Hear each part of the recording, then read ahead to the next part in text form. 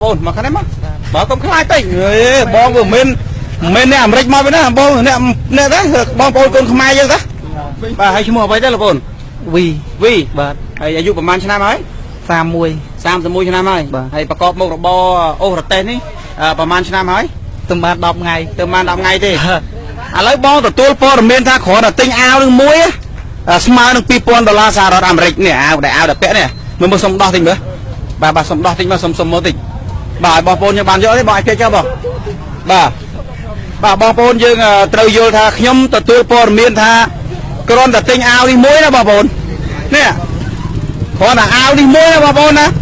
$2000 សហរដ្ឋអាមេរិក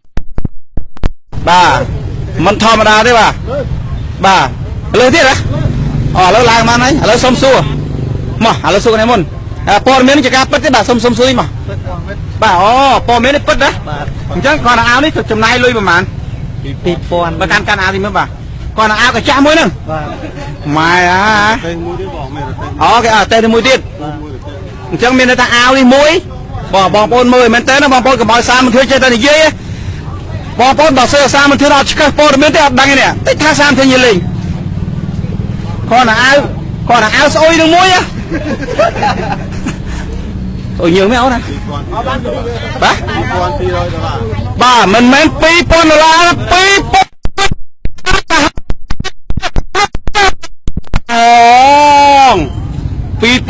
សហរដ្ឋអាមេរិក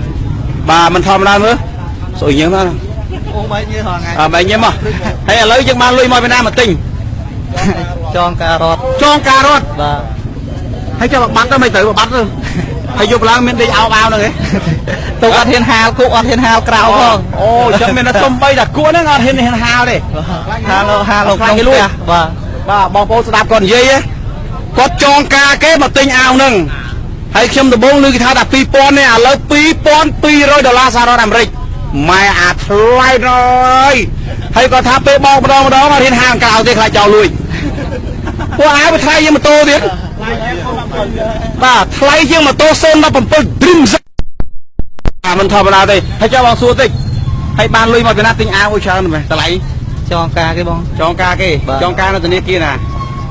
ធនាគារអីបាទនិយាយមកបាទមួយផ្លេចទេធនាគារចងការគេបាទហើយចងការគេបានហ្នឹងដាក់អីទៅបានគេទទួលយកដាក់ប្លង់ដីបាទប្លង់ដីហ្នឹងហើយដល់ពេលអញ្ចឹងទៅហើយឥឡូវទៅទិញគេនេះទិញនៅពីថៃទៅទិញខ្មែរគ្នាឯងអត់ទិញខ្មែរយើងទេបាទគេលក់តហ៎បាទមានន័យថាគេឈប់ប្រកបមុខរបរហ្នឹងទៅគេលក់ឲ្យពូនតបាទអញ្ចឹងពីមុនឮថាតែ$2000ទេអញ្ចឹងគេលក់តពីហាងឆេងមាសហៀលីហួរហេងឆៃចិត្តអីអញ្ចឹងទៅ$2200បាទហើយមួយថ្ងៃនេះអោបនឹងបារម្ភខ្លាចបាត់ទេខ្លាចបាត់ហើយដល់ពេលបោកអីចឹងចាំធ្វើម៉េចបោកហាលក្នុងផ្ទះទៀតបាទហើយភ័យហើយកដោកាត់ឲ្យវាស៊ីអស់ហើយអត់កដោផងអត់មានកដោទេបាទហើយឥឡូវស្រង់ដើមបានប្រហែលហើយទៅអូសមក10ថ្ងៃបានលុយ200000បានលុយ200000បាតឬ200000រៀល200000ខ្មែរ200000ខ្មែរបាទ